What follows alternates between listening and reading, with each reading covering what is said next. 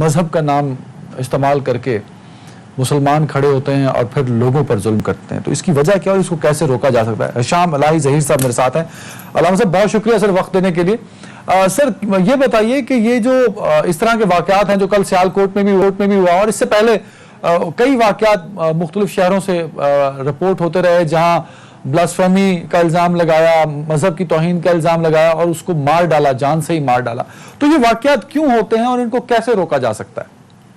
بسم اللہ الرحمن الرحیم۔ عدنان بھائی، بنیادی طور پہ بات یہ ہے کہ ہم یہ سمجھتے ہیں کہ ہر واقعے کے پیچھے کچھ نہ کچھ محرکات ہوتے ہیں، لیکن سب سے بڑا جو محرک ہوتا ہے نا میرے نقطہ نظر میں، دیگر بھی ہوتے ہیں، یہ ایک فیکٹر نہیں ہے جی۔ سب سے بڑا جو فیکٹر ہے وہ یہ ہوتا ہے کہ انسان کا یا کسی بندے کا قانون کے اوپر سے اعتماد کا ختم ہو جانا۔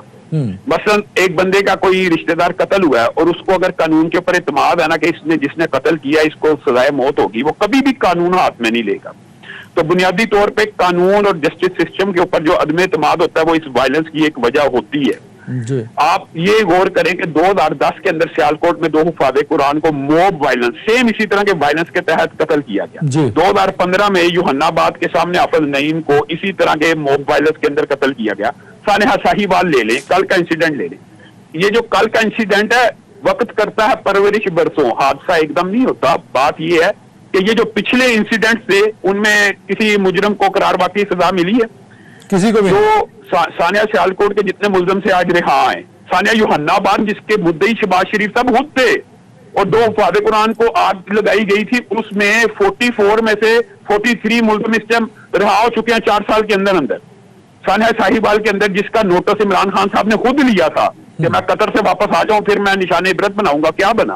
چلو ہم یہ کہتے ہیں کہ وہ اگر آپ کے بیٹی بھائی تھے آپ نے ان کو نشان عبرت نہیں بنایا، تو یہ سیالکوٹ کے اندر جو لوگ ملوث ہیں اسی سے ابتدا کر لیجئے اور انہی کو نشان عبرت بنا لیجئے۔ بنیادی طور پہ عدنان بھائی بات یہ ہوتی ہے کہ یہ جو توہین رسالت کا ایشو ہوتا ہے نا یہ بڑا سینسٹیو ہے اور ایک قانون سازی کی اشد ضرورت ہے کہ اگر کوئی بندہ کسی کے اوپر جھوٹا توہین رسالت کا الزام لگاتا ہے اور وہ اپنے الزام کو اگر صحیح یا سچا ثابت نہیں کر سکتا تو اس کے خلاف بھی توہین رسالت کی کارروائی ہونی چاہیے، کیونکہ اس کا الزام جھوٹا ہے، اس نے جو الزام لگایا تھا وہ ثابت نہیں کر سکا، گویا بنیادی طور کے اوپر توہین رسالت تو اس نے کی ہے۔ وہ جو الفاظ دوسرے کے منہ میں ڈال رہا ہے تو الفاظ تو یہ اس نے اپنی طرف سے من گھڑت ایجاد کیا، تو اس کے خلاف کارروائی ہونی چاہیے۔ ہم یہ سمجھتے ہیں کہ قانون کا سر یہاں سینٹیمنٹ ایسا ہے علامہ صاحب کہ لوگ نعرہ لگاتے ہیں کہ خدا نہ خواستہ نبی صلی اللہ علیہ وآلہ وسلم کی توہین ہو گئی، خدا نہ خواستہ قرآن پاک کی توہین ہو گئی، تو لوگ اکٹھے ہو جاتے ہیں اور ایک جوش اس لوگوں میں پایا جاتا ہے اور ایک پھر انجام اس کا اتنا خطرناک ہوتا ہے کہ پوری مسلم امت جو ہے وہ اس بدنامی کو اپنے ماتھے پر سجا لیتی ہے۔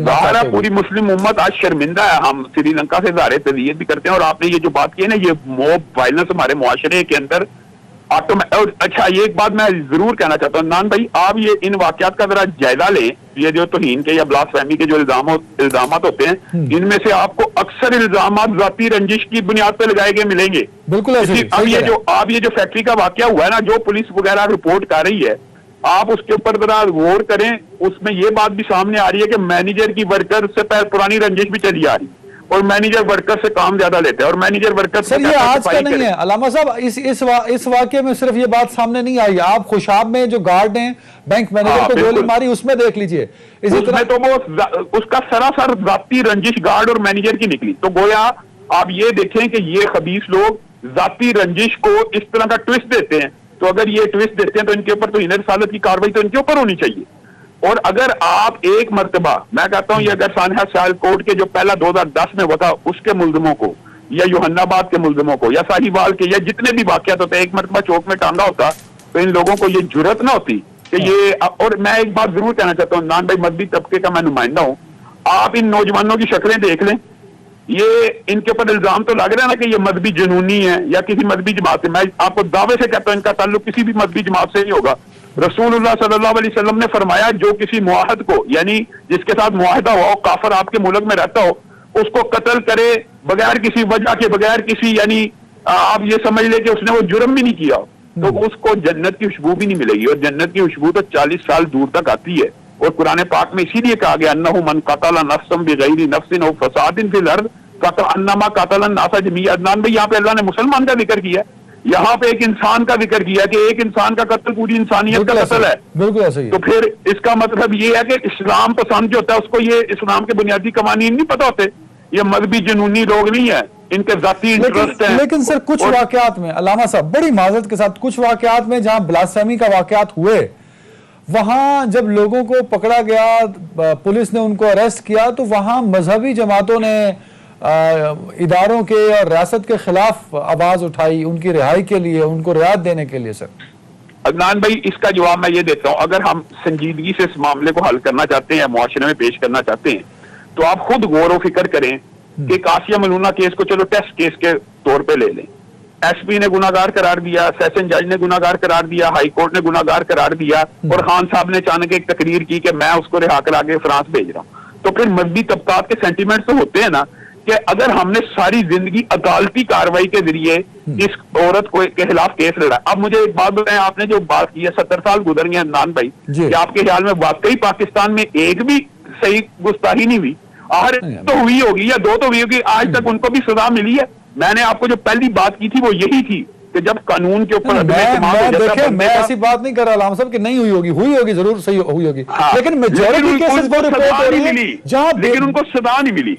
بات یہ ہے کہ جب سزا نہیں ملتی تب معاشرے کے اندر یہ جذبات ابھرتے ہیں کہ قانون قابل اعتبار نہیں رہا, قابل اعتبار نہیں رہا. تو ان کو بھی نہیں ملتی جو بے گناہ کو مار دیتے ہیں, جنہوں نے کسی طرح کا توہین مذہب نہیں کیا ہوتا. علامہ صاحب میں کہتا ہوں ان کو تو دینی چاہیے نا. بات تو یہ ہے کہ ریاست کا کام ہی یہ ہے. تو سر آپ کو لگتا نہیں کہ سارے علماء کرام, ہماری بھی ذمہ داری ہے کہ جہاں اسلام بدنام ہو رہا ہو ہم بھی اس مقصد کے لیے میں کہتا ہوں اس وقت سب سے بڑی ذمہ داری منبر و محراب ہی کی ہے, علماء ہی کی ہے, کہ وہ فرنٹ فٹ پہ آئیں اور اسلام کے یہ ابدی اور افاقی قوانین لوگوں کے دماغ میں ڈال دیں کہ اسلام میں ماورا عدالت قتل سب سے بڑی شریعت کی نافرمانی ہے. ماورا عدالت قتل یعنی کسی بھی ملزم کو یہ اختیار آفاقی اللہ نے دی ہے کہ وہ اپنی جسٹیفیکیشن یا صفائی پیش کرے.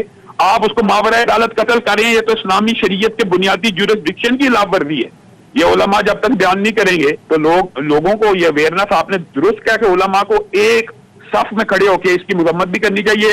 اور جن کی وجہ سے اسلام دنیا بھر, دیکھیں نا, دنیا بھر کی انٹرنیشنل آرگنائزیشنز یہ نہیں لکھ رہی ہیں کہ کچھ لوگوں نے مار دیا, وہ لکھ رہی ہیں کہ وہ لوگ جو مسلمان ہیں مذہب کے نام پہ, تو پورا اسلام خدا نہ خواستہ بدنام ہو رہا ہے ان کی وجہ سے. سر بالکل درست بات کہہ رہے ہیں, یہ ویسی بات ہے جیسے انڈیا میں جب ہندو ایسی بات کرتے ہیں تو یہ بدنامی تو ہوتی ہے. اور یہ ہم تو کہہ رہے ہیں کہ یہ مذہبی نہیں ہے, لیکن وہ پوری دنیا تو نہیں مانے گی, وہ تو یہی کہیں گے یہ مسلمانوں نے اسلام کے نام کے اوپر. ٹائم ختم ہو رہا ہے میرے پاس, مجھے یہ بتا دیجئے کہ دین میں کس طرح کی گنجائش ہے کہ اگر کوئی حقیقت میں بلاسفیمی کرتا ہے تو اس کا کیا یہی طریقہ ہے, اگر میں تھوڑی دیر کے لیے فرض کر لیتا ہوں کہ جی توہین مذہب کیا ہوگا, تو یہ جو ہم نے پچھلے 20 سالوں میں مختلف لوگوں کے ساتھ کیا, کیا اسلام ایسا ہی کہتا ہے کہ ایسا ہی کرو ان کے ساتھ؟ عدنان بھائی یہ صریحاً اسلام ایسا نہیں کہتا. مجھے ایک بات بتائیں, اگر اسلام کا یہ مزاج ہو تو پھر عدالتیں اور قاضی اور ریاست کا کردار زیرو ہے.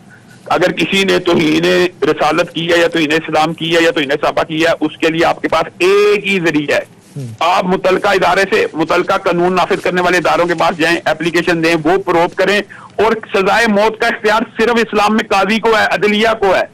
عدلیہ اور قاضی کے علاوہ یہ کسی فرد کا اختیار نہیں ہے کہ وہ اٹھ کے کسی کو قتل کر دے. بالکل صحیح, بالکل صحیح.